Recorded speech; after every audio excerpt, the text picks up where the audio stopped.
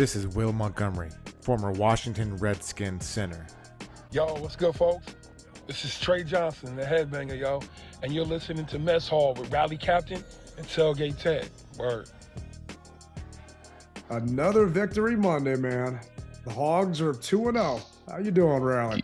Can you believe that? Hey, I just flew back from Denver, and man, my arms are tired.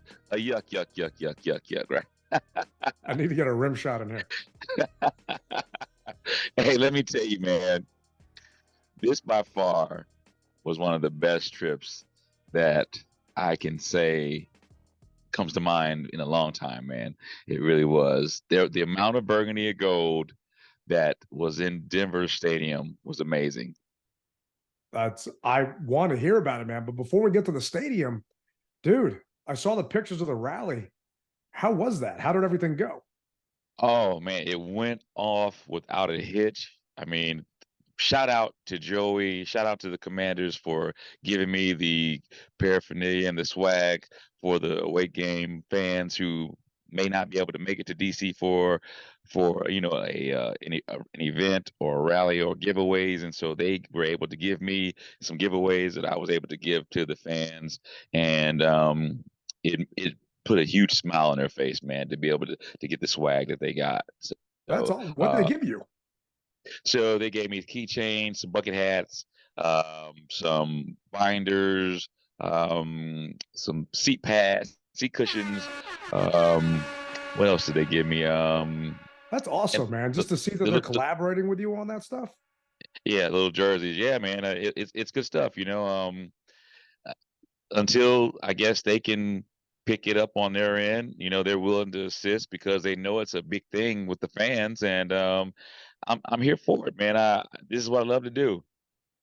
Yeah, and you put a tweet out there about all the people that came out to the rally, nearly 400 people, and I retweeted it, telling the Commanders, "Hey, you're looking for someone to host some away game rallies. I know the perfect guy." Hint, hint. And we appreciate everyone that replied, chimed in. That thing got seen, I want to say it was maybe like 15,000 times. Wow. We know why there are no rallies. We get it. The team didn't have a beer sponsor. They just got Bud Light back. Yep. We're just trying to remind them that Rally's doing what he does. And when they do decide to bring them back and they find someone to help out, that my man doesn't get left in the lurch. And that's coming from Tailgate Ted. That's not coming from Rally. Because I just want people to know that, you're putting this on without any help. You're doing this on your own and you're busting your butt. You're reaching out to the team. And it's nice to see them reciprocate and for people to actually, show up and show out. Definitely, man. And there was a picture. I'm not sure if you saw the picture of the bartender who was a Denver fan who just was not happy that we invaded the burgundy and gold, man. Did you see that picture? I'm going to have to pull it up. Those wondering, make sure you check it out on our YouTube page because I definitely got to see this picture. I saw the video that Deuce put in there, but I'm not sure if I actually saw the picture. So go back up. It should be right there. It should be a guy bartender. Nice. Okay. It should be a bartender in the background, and they zoomed in on his face, and he's just like, oh man, it was great, man. And once again, we exceeded the expectations of management. So the management that was there in 21 isn't there this year. So because in the restaurant business, there's always a turnover.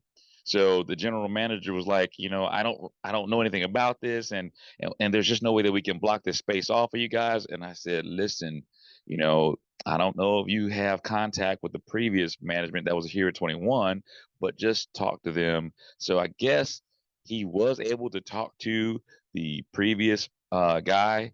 They say in contact, and so the guy said, yeah, you got to let this guy do what he does because they're going to come. And sure enough, man, people were there. So the rally kicked off at 6.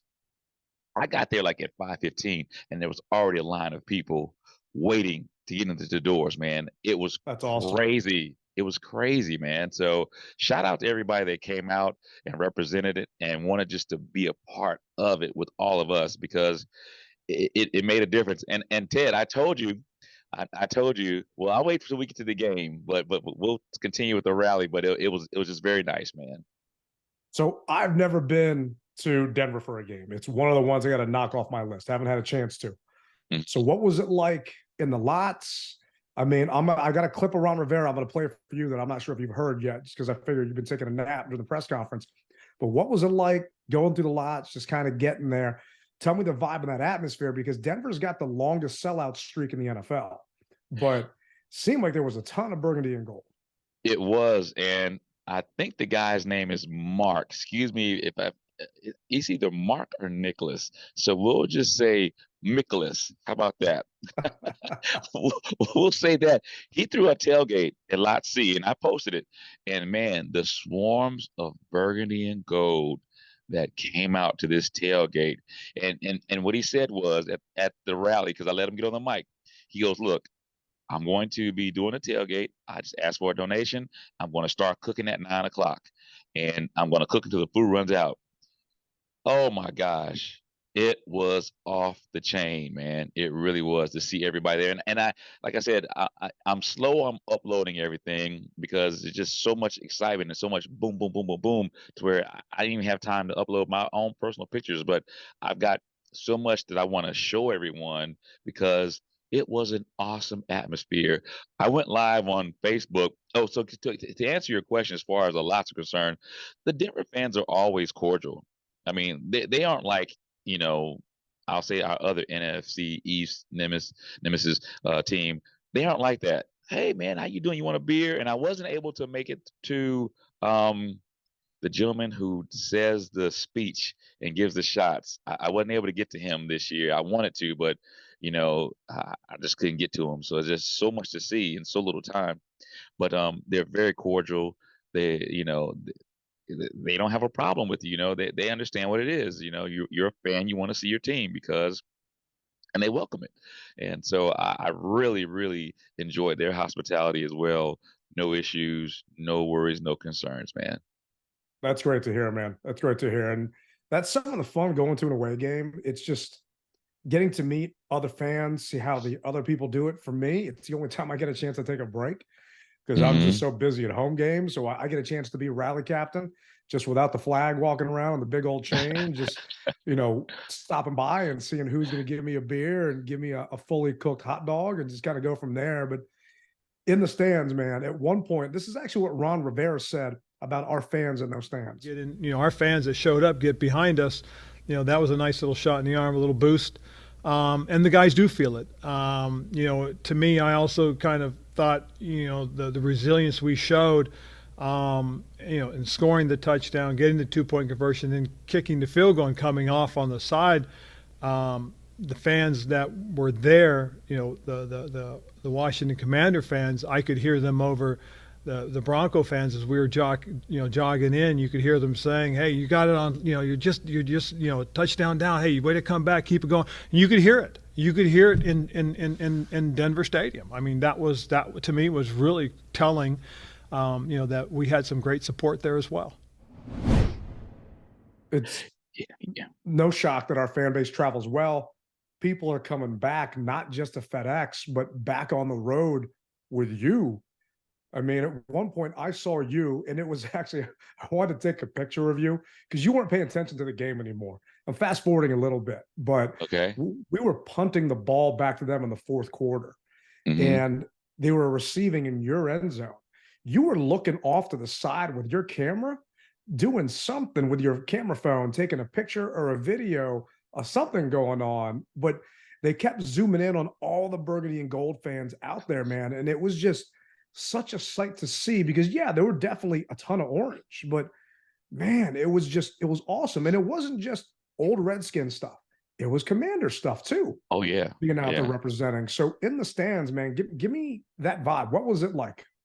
So, Ted, I told you. So let's rewind and then we'll fast forward. I said back at home, we need to be able to have the amount of false start penalties that we have put on opposing teams, right? Well, we'll fast forward to Denver. There was one point in time we made Denver have a false start. That's how loud we were, and that needs to be chalked up into the Commanders at home false starts. We really need to start that, Commander Nation. If you guys are listening, put that on the board, and we can even start off with 2. Because we had one against who did we just the Cardinals? They yeah. had one, and we had one this week against the Broncos, which to me that counts. So hey, this year 2 false starts. Put it on the big board so we can make it more, get the crowd more engaged. When they see that, they'll get loud. And there was a time I started the defense chant, and all of a sudden I heard it echo out the stadium. That's awesome. It was amazing, man. It was That's amazing. awesome, man. Just to know that you have that kind of an effect on a game, and the 12th man is a real thing, and you guys brought it. And their fans, dude, when it was 21-3, I mean, their fans were just loud and crazy and insane. Yeah. But you could still see our fans in the stands. They still were there. They still were around. I mean, no one's obviously leaving the game at that point. You guys obviously made that trip out there. But when we went down 21-3 and Mims got that punt and returned it, I think it was like 45 yards. Mm-hmm. I'm sitting there telling Mrs. Tailgate, I'm like, you got to be kidding me, because I didn't pick us to win this past week. Those that heard the show, I took the Broncos to win just because of everything I saw in the first half. I saw Russ using his legs. I saw him extending plays. I saw us not keeping contain on defense and him scrambling. And the only thing was, it was a fluke. Russ had 14 points. Well, the Broncos had 14 points, and Russ had only thrown 2 passes. I mean, it was a busted coverage with Percy Butler, just explosive plays that we gave up early on last season that you figure, okay, they can't sustain this. Something's got to change. Then we had, a couple of things just continually go their way. And then all of a sudden, it started to turn around. But before it turned around, what did you think? You're sitting there watching, and you're always Mr. Positive. So I'm not going to be shocked with your answer, but what were you thinking? So I posted, I can't believe we came out this flat for this game. And then I started hearing people saying, yeah, it's the altitude. And I said, no, this ain't the altitude. I don't want to hear that. We're flat for whatever reason. I don't know why we're flat. And then what I did was something that I always do. I picked the big W up, and I started rubbing it. And I said, now's the time to change it up. It's time to change. Now, before that, I thought we were going to get blown out. I'm not even going to try to sugarcoat it. I thought we were going to get blown out. And I was saying, if you did it, you're lying. I mean, you're just flat out lying if you didn't think so. Yeah. I said, man, I can't believe we're going to get blown out like this. But like I said, after that, I started rubbing on the OW, and I made a live video about it. So if those who are friends with me on Facebook, you'll see that live video. And I said, hey, we can make this thing work. There's two halves of football. Let's make this thing work. And all of a sudden, wouldn't you know, here we are, Ted. It's crazy, man, because I'm at that point, I'm sitting there, and I was tweeting during the game or just kind of watching it. I watched the game on a delay because I got to match up the NFL Plus. I listened to our home announcers, Julie Bram London. Julie and Bram are good friends, so I want to support them. And I hate the D broadcasters we typically get. Mm-hmm. So no one ever wants to watch a game with me. One of my neighbors, we're going to their wedding coming up in October in Seattle. He's a Broncos fan. He wanted to come over and watch a game. It's like, dude, you can come watch a game, but just know that your audio feed is going to be different, and it may or may not sync up 100% right. So you may not get your play properly. And so, all right, screw that. I'll just talk to you later. But I'm watching the game, and I'm just sitting here tweeting like, Cheeseman has a bad snap. It's like, you got to be kidding me. Like, what the hell? Next thing you know, I mean, Cheeseman has had bad snaps all training camp and all preseason. Good news is they're doing something about it. And this is actually what Ron said today about those bad snaps from Cheese. And you guys are bringing in some long snappers on Tuesday. What do you make of Cheese's botch snap, and how many guys are you actually bringing in? Well, the biggest thing, more than anything else, was a little disappointed in the very first snap. And it's crazy because you go back and look at the rest of his snaps, and they were pretty damn good. And, but this is something we have to do because it can't happen every week because it could cost you a game. It really could have. I mean, part of it is you don't want it to affect anybody else. And if we look at it that, hey, we need to have an insurance policy, if we need to do something, we're going to do it because it's what's best for this football team, and that's what we're looking at. We've talked about some options. One of the options is we're going to have a little information gathering tomorrow. We're going to bring in a few players, give them an opportunity to show us what they're capable of, and we'll take a look and go from there. With Cheeseman, he was so consistent last year. Yeah. What changed this year? To be quite honest, it's just his inconsistency, which seems to just show up once in a while. And the thing we can't have is we can't have it show up, because the last thing you want is to have it cost you a point or two or three that could be the difference in a football game. And that's something that we have to be prepared to protect ourselves against. And as I said, because of that, we had conversations, and we're going to decide on some things and go forward. But again, we're going to do what we really believe is best. I don't want to harp on the negative. I just want our fans that don't listen to the press conferences and follow this stuff like we do know that they're doing something to address these long snaps and these botched snaps. Frustrated. It's a little late in the game to do that because you don't have as much time to work in a new long snapper, and it's a whole process. That first slide miss kick, depending on, I don't know if the broadcast announcers on TV mentioned that it was a bad snap, but the radio announcers and we're following the tweets along, John Kime, JP Finley, like all of our beat reporters saying Cheese had a horrible snap. But if you're watching the TV, you couldn't tell that. So from your standpoint, could you actually see that the snap was whatever it was? Because I'm still waiting for the all 22. I went back and watched the film today, and you still couldn't see an angle of it. Definitely could. And me, sitting in the end zone, I got a nice view of it. And so it was a low snap, and it caused Way to try to pick it up and try to spin it really quick. And it was just awkward. And you could tell that my man, he just could not. It was like he couldn't concentrate on where the ball needed to go. He was off. I know you guys saw that it was off, right? You had to see that. You couldn't see on the TV feed. On the TV feed, the way it was just kind of a bird's eye overhead shot, and you couldn't tell that it was off. So we just had to take everyone's word for it. On the, no one really listens to the radio feed if you're sitting at home, probably other than me and like Julie and Bram's family. But we had to take like John Kime's word for it, and Nikki Javala and everyone else that was out there, that it was off. Yeah. And all I'm thinking to myself is, you got to be kidding me. This is another problem again. And it kept snowballing for us, man. I mean, we were not efficient in the first half. We were 4 for 7 on third down. The Broncos were 4 for 4. And like we said earlier, Russ, he was cooking. I mean, he was back to the Russ from Seattle again. And I'm thinking everyone's thinking like Russ was an alien last year, and who knows what happened to him. But Russ came back to form in that first half. He was 6 for 8 for 154 yards and 2 touchdowns. I mean, it was just unreal. But this is actually what Sam said, what sparked the change. We knew there was a lot of football left. Obviously, we would have liked to come out and start a little better. But at the end of the day, we made the plays when we needed to make them, and that's what matters. What sparked that turnaround?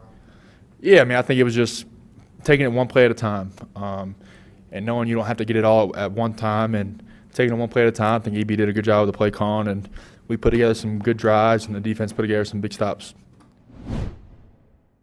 So we're down 21-3. From your standpoint, when did the momentum shift? When did you feel that Fatley hadn't sung yet? We still got a chance here.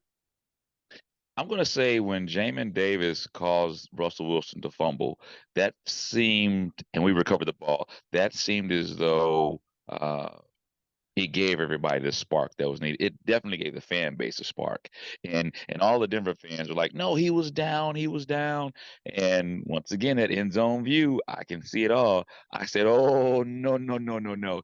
His knee hadn't hit the ground yet, and he tried to throw that ball. And there it was, Jamin Davis. And so that changed it, man. That changed it. Yeah. And for those wondering, Chase was rushing on that play. And 2 plays before that was that punt that Mims had, where next thing you know, Tress just booms it, just kicks the hell out of that ball. Mm-hmm. And Mims catches it and runs it back 45 yards. And she, like, you gotta be kidding me. If they score here, even if it's a field goal, coming back 24-3 or coming back 28-3, where they get the ball at halftime, it's like stick a fork in them. Like I'm starting to like, are there any chores I can do around the house? I'm never turning the game off, but it's like I Keep don't it in have the a background. yard. Yeah, I don't got a yard to mow. There was a couple people on social media like, I wish I had a riding lawnmower that could run me over because I don't want to watch this anymore. But at that point, I'd say I agree with you. That was a ultimate turning point in the game because after that, Russ didn't look the same. And Mm-mm. I'm sure they showed the replay. Jamin actually hit Russ in the face, and it could have been a face mask at that point. But hey, it ain't a penalty unless they call it. So that's right. And that's what they were saying. That's what they were saying. They were saying, "Oh, look at that! It's a face mask." And I said, "Hey, man, you guys had some home cooking. Now let us put a little salt and pepper in ours and get a little home cooking." So they didn't like that, but hey, man, it is what it is. I said the refs can't call everything, but we got our fair share of calls, man. We really did. And so I said, "Come on, man, they got to call it an even game. So let's just play ball." Yeah, and I'd say there were maybe 1 to 3 moments in that game where you truly felt that, damn, okay, we're still in this. And for me, I mean, it's obvious that Logan Thomas touchdown. When Logan caught that ball, I don't know how he held on to that ball. You ever see that movie Necessary Roughness? With I want to say was Scott Bakula, the Quantum Leap guy, and they had Kathy Ireland. She was a soccer player. She came in to kick field goals, and he's basically a retired college player for those that haven't seen it, but he still has a kind of like a football dummy in his farm, and he's just rolling and throwing to number 88, and he just throws that ball so freaking hard in the middle of the game, like towards the end of the movie. He's rolling, throwing that ball to a guy, and it just hit him so hard in that chest. It basically just kind of got indented in his body, and the thing wasn't getting dislodged. And when it hit Logan, you could tell bang, bang immediately. Logan, I don't want to say he got knocked out, but I felt that he got knocked out. He was not moving. No, and it just looked like that from the TV feed. Was that your end zone or no? That was my end zone, and let me tell you, it was loud. It was loud. I mean, can only imagine. And everyone's just like, "Oh, is he gonna be okay?" And we're just saying, just stay down, bro. Just stay down. Just let the doctors come out and look at you. Maybe get you put some little smelling salts in your nose or whatever have you. And like you said, he eventually got up. But that also was a key factor. And shout out to my man Gates. Gates don't play, bro. Oh man, I want that guy to have my back. If I'm anywhere like downtown DC at like leaving a club at 3 a.m., I want Gates behind me, man. Yeah, he does not play, man, and I think that's what's needed as well. A dog on the offensive line, and he brings it, and I loved it. We haven't had that since Trent.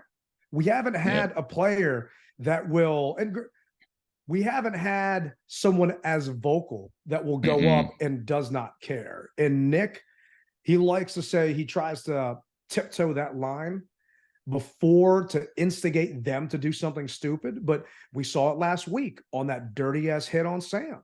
And Nick and Cosme and the other linemen were out there going after that guy from the Cardinals. And then this week, when Logan got knocked out, I mean, you could see him and the other guys going immediately after the guy that hit Logan.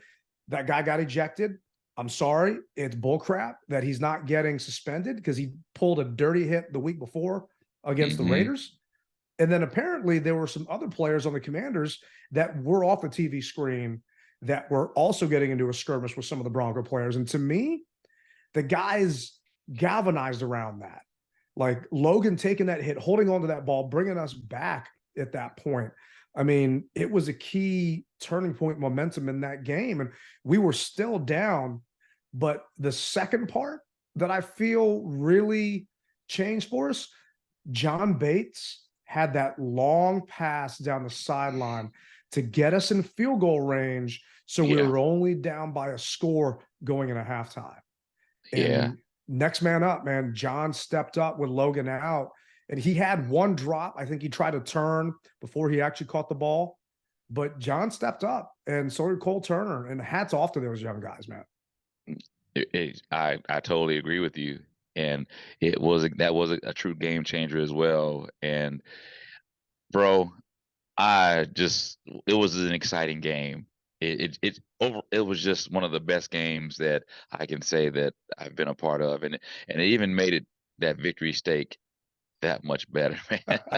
I texted you, said enjoy that victory steak, man, because I Yeah. knew you were going to get, regardless of whatever time your flight was in the morning, I Yep. knew you were going to go get one. And that's awesome. It's actually our biggest road comeback win since 1990 versus the Lions.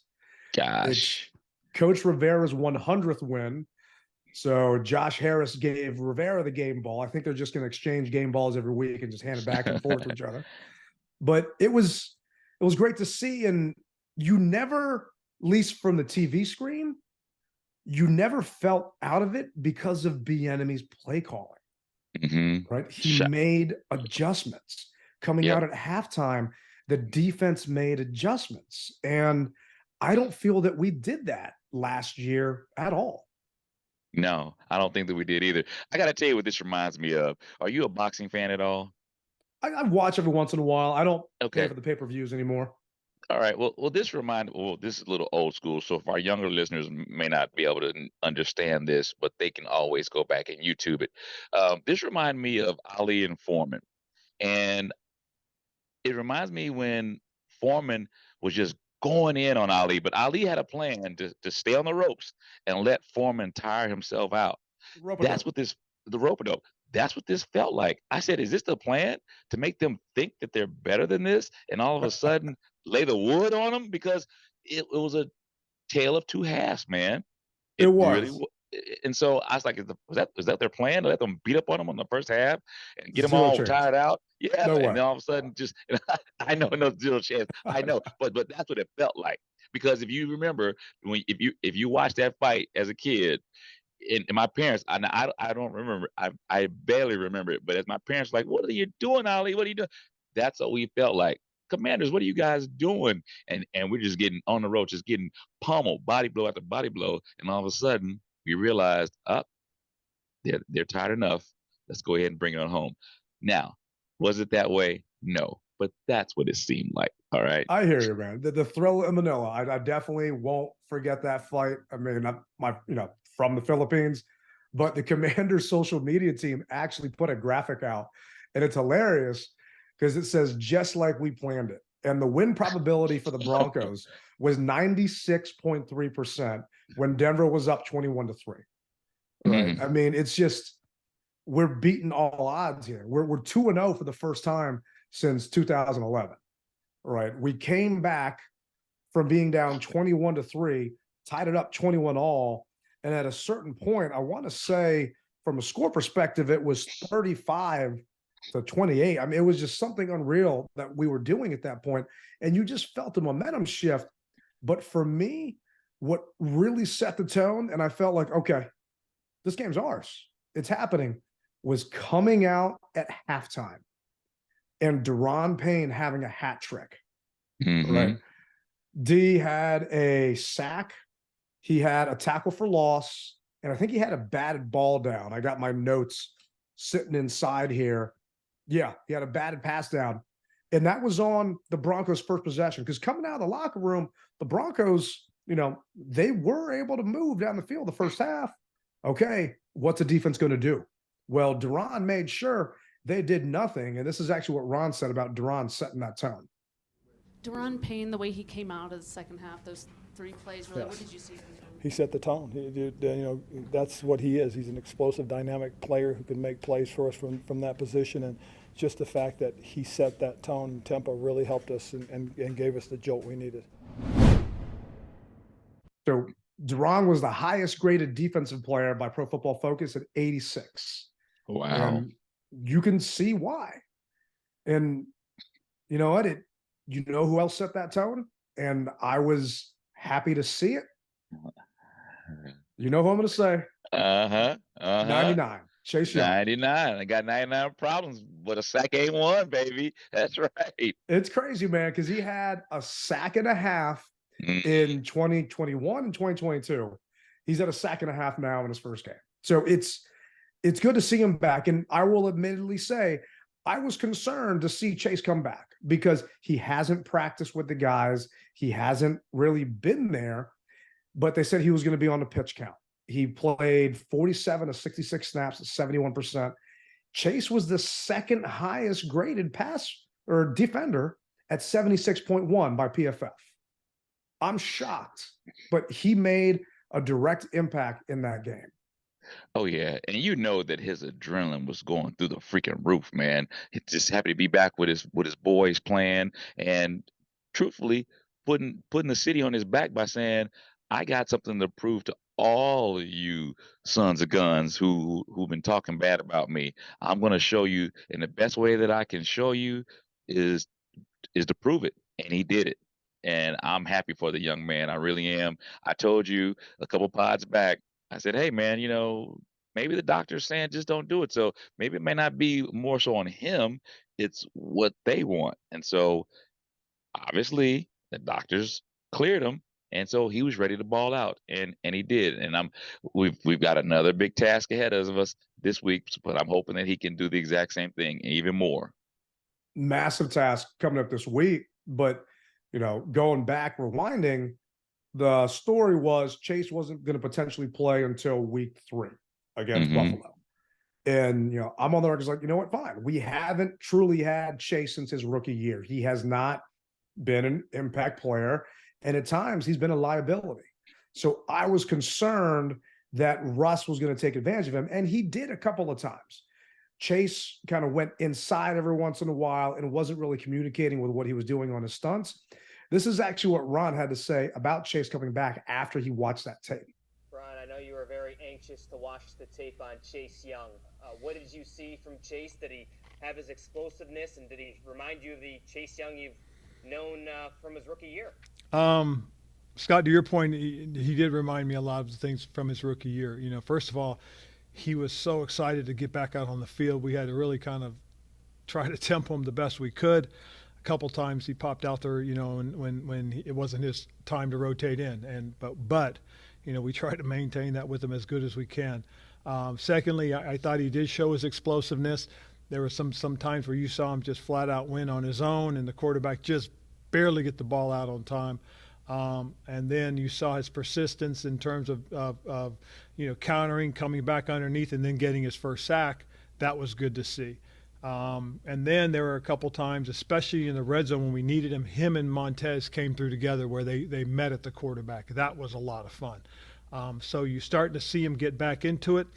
I think he's got to work a little bit on his communications with the tackle that he's rushing with, so that again, hey, I'm gonna go up and under, or I'm coming inside, cover me, and those types of things. So he's got a little work to do, but it's great to see because he is first of all, he's in great shape. He kept himself in great shape.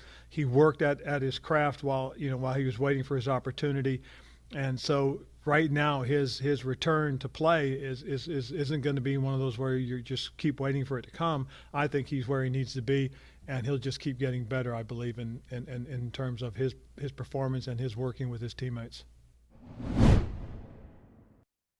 It's just awesome to see him having fun. And that sack where he and Tez just crunched and sandwiched Russ, it was 3rd and goal. And they came together and just stopped him. I mean, if they can keep this up, dude, 10-7 might be low. Oh, really? If they can keep it up, because this defense is better than the defense last year, in my opinion, at this point, because of the front four is stronger. We've got more depth. We didn't have Chase last year, and Tez got hurt. So now that they're back, we even have that depth behind them. Dude, it was a freaking sack party. Duran had a sack. Tez had 1.5. Chase had 1.5. Jamin had a sack. Casey Toohill had a sack. James Smith-Williams had a sack. I mean, everybody was getting in there. And it's just freaking awesome to see. And you just look at the stat line from the defense. Grant, they gave up a couple of explosive plays and they gave up too many yards. But when they needed to, it's like they just started flat. And then all of a sudden they flipped a switch. It's like they forgot they were in the mountain time zone.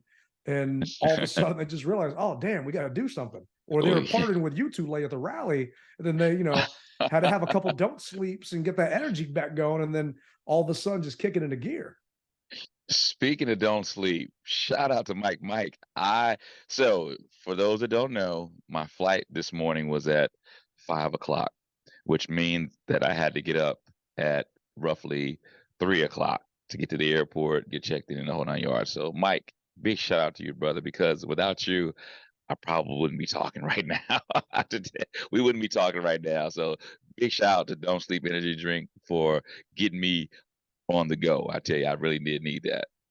I can only imagine, man, because coming back, making that, plus the jet lag and plus the altitude and everything else. I mean, it's great to see. And I'm hoping that we can keep this up. But dude, I don't think we need to look for a quarterback anymore. No. I mean, you and I are both on record saying that 14 has what it takes to do this. And to me, he proved it this past week. He got knocked around. He was getting hit. But going back to autocorrect, he started using his checkdowns. He started trying to get out of that pocket a little bit more. There were a couple times when he held on that ball a little bit too long, and Randy Gregory came around. A couple times, man, I thought he was about to get strip sacked like he did against the Cards, and somehow he held on to that ball. But that throw he made to Terry was just a thing of beauty. And it reminded me of Heineke YOLOing it in the Colts game. He's out there somewhere. Except this wasn't a YOLO. This was a game plan ball. And this is actually what Sam had to say about EB putting this in that game plan. Sam, Terry says he's been itching to get a ball downfield. What did you see on that play, and how nice was it to come through? Yeah, that was a play coming into the game. We knew we wanted to get called just to give Terry that opportunity. And, they were in a coverage where we knew we'd have a chance to get the ball down the field. And luckily we bought enough time to get Terry behind the safeties. And I just tried to kind of throw it over their head and let Terry have a chance to make a play on it. He made a great play, and we just got to continue to do that. We got to continue to give him the ball and give him those chances down the field, because usually when you do, good things happen. And Terry's still got that turf toe. I mean, granted, he's still, practicing everything else. He's good, but he's still doing that. And he and Surtain had a nice little matchup. And I don't know if you haven't had a chance to watch the film yet at this point, but when Surtain got that pass interference on him and Terry kind of flopped at the end, I'll send you the tweet and I'll put it on our YouTube. Nikki Javala has a clip of it. And it was kind of funny because Terry's just looking at him like, really, man, you don't think that's a pass interference? Like, you're hugging me. You're all over me. Yeah. And then at the end, Terry's like sitting there nodding his head, saying, you grabbed me, man. You grabbed me. But you can tell that the guys are having fun. And it's just, we talk about them feeding off our energy in the stands that we're trying to give them. We feed off of their energy too, man. And just seeing these guys, just Sam balling out and doing what he's doing, Terry going up and sacrificing. And I think they said that next gen stats, the odds of Sam actually getting that pass to Terry and everything else and scoring a touchdown was 22%. We're breaking records here, man. Do not count us out, because it's a thing of beauty right now. And we said that the offense was a work in progress last week. Eric Bieniemy called a hell of a game, man. Kudos, EB. Yes, sir. Kudos.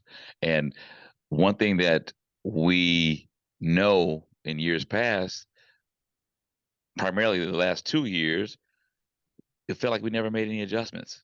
And he knew that rush was getting in, so why not throw a screen? And the screen worked flawlessly. I mean, oh my gosh. It was beautiful.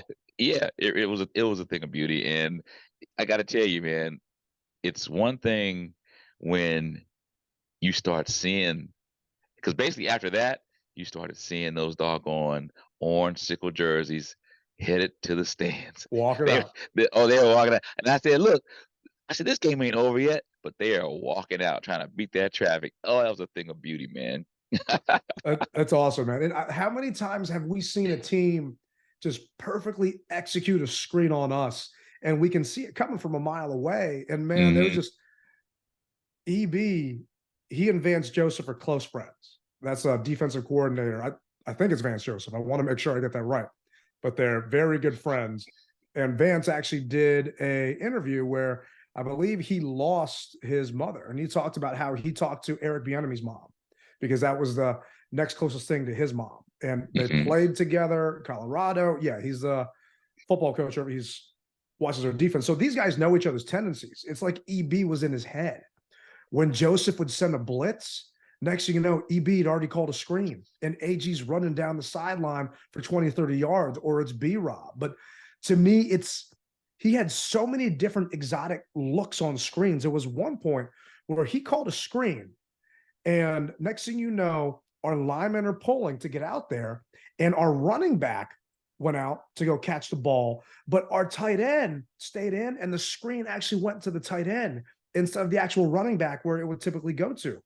I mean, these designs and these looks, I don't think I've ever seen some of these before. And this is Bieniemy's first, shot at really play calling, and he stepped up to the game big time. Oh yeah, he definitely did, man. And I think it goes, everything worked the way it needed to work. And what now? I got a question for you. So, Ron says this whole thing about, hey, not getting into the Denver 24 hours earlier, just getting in. Do you think that had a play on it, or do you think it was just the conditioning that the guys had?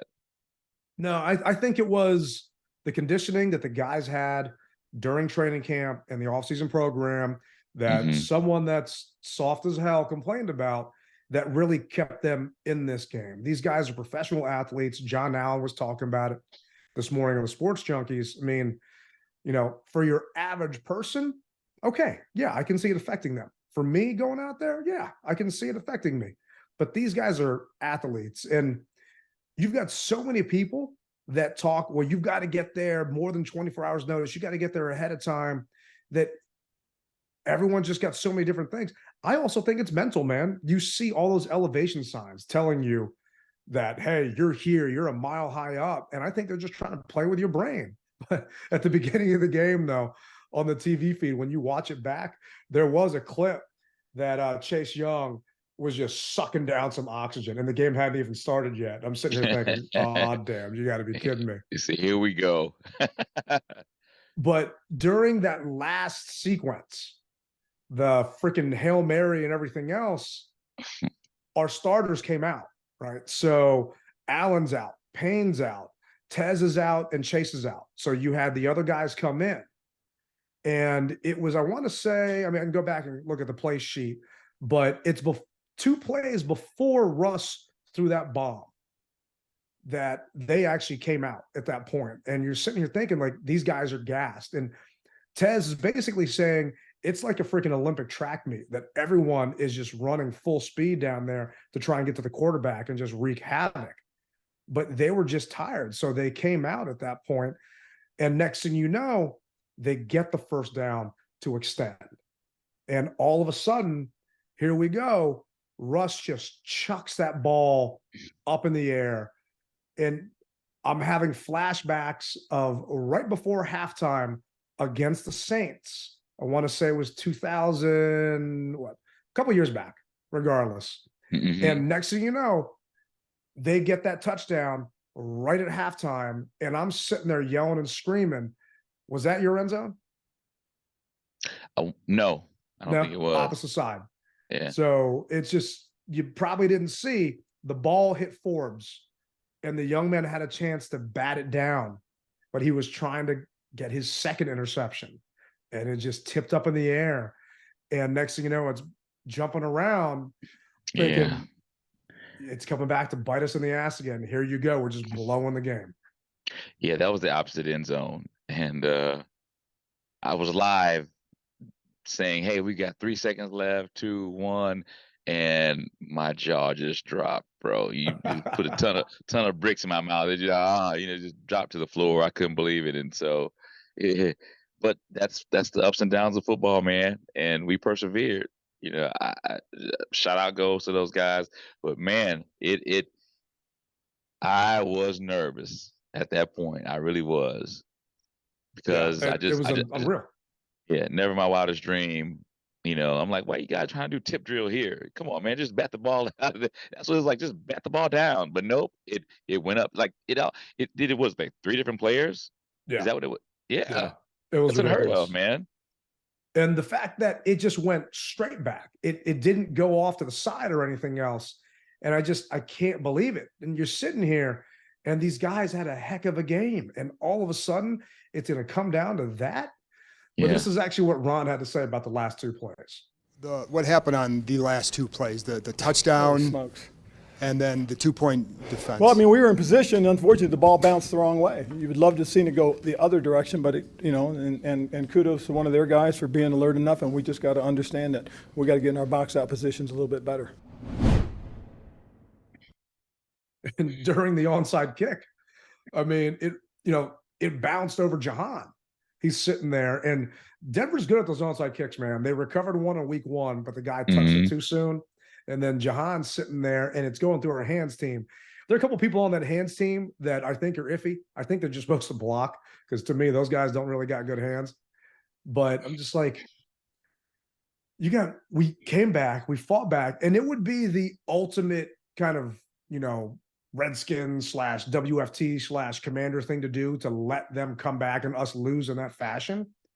But this team, I don't know, the vibe and the energy, it carried us through. And that 2-point conversion, we definitely got away with one there too. But it ain't a penalty unless they call it. Oh yeah, man, we definitely. What do you mean? Oh, you mean on their end? On their end. Okay. Yeah, BSJ definitely got there early.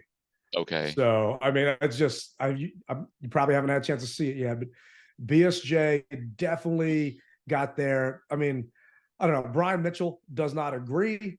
I'm going to have to say, B, you're wrong. I'll get the video of it, but BSJ got there, and it was a little insane considering. And I don't think that they wanted to call it at that point. I think that they just said, you know what, let them play. So here's the actual feed. You can see it live. Just do the replay real quick. So he pulls him down right before the ball gets there. And I'll slow-mo this and put it on our actual YouTube feed. But at that point, I don't think the refs wanted to have it come down to that. And who's to say that even if they get that 2-point, we don't march down that field and do something again, or our defense doesn't stop them, and next thing you know, we get a turnover? Because, dude, our defense was just, they were balling out, man. And, Sam had one pass that could have been picked off. I think it got tipped, but we won possession. We didn't give stupid penalties out there and stupid plays. And it's just, that's what you have to do to win on the road. And we just got to stop putting ourselves in these big ass holes. But hey, in the end, that's all that matters. What do we always say? Whether it's by 1 point or 100, just win the game, and that's what we did. Once again, this one wasn't another pretty one. It wasn't another pretty one, but the fact is, it was just enough makeup to make you say, "Yeah, okay, I'll take you. Let's go." So, hey, man, I'm okay with it, bro. I'm okay with it. So, before we get into our rally chains, what does the coaching staff need to fix to go 3-0? I think that you gotta continue to coach Sam up to not to hold the ball as long as he does, because the competition is just going to get better as the weeks progress. I like what you're doing, but just don't hold the ball that long. Or if it's not there, go ahead and tuck it and run. I think that's something that needs to be, let the man use his wheels. Don't keep him back there to get crumbled. I think that the other thing is keep the play calling fresh. That helped out a lot, and I think that's going to help for these upcoming weeks. What say you? I want to see Jamin get the green dot. I'm kind of, I don't want to say over Cody Barton, but to me, he's slow and he reacts after the fact. He got burned on a couple zone crossing routes in front of him, and Del Rio adjusted the defense later on to kind of stop that. But Cody had a decent amount of tackles. I'll pull up his stat line. Problem is, they're all 6, 7, 8 yards down the field. And I'm not impressed from what I see with this young man. And maybe it's just because he's still trying to get a better gauge around the defense. But Cody is just not impressing me at all. He had a combined 10 tackles. So he led the team in tackles. But he's just, to me, there's one point where Cody got dragged by a running back from the Broncos, and one of our defensive linemen was on Cody's back, and they're both bear hugging the guy, and he's just getting pulled down for 3-4 more yards, and the linebacker and the running back still broke that tackle. And I'm just, I would rather see Jamin out there if we're going Cinco package and 5 defensive linemen in front and 1 linebacker at this point than Cody, because I feel that Jamin's athleticism can help him make up for potentially being out of position. And Cody doesn't have that same athleticism as Jamin. Well, they brought him in. They did. So, they kind of had no choice because we let the other guy, Mohawk Man, walk. But, you know, it's just linebacker has been an issue here. And to me, it's still an issue. The other one would be fixing the long snapper problem. And they're trying to address that come Tuesday. We'll see if it actually does get fixed and if they have enough time. Because keep in mind, they traded for Cheeseman, right? They traded picks and everything else to get him here.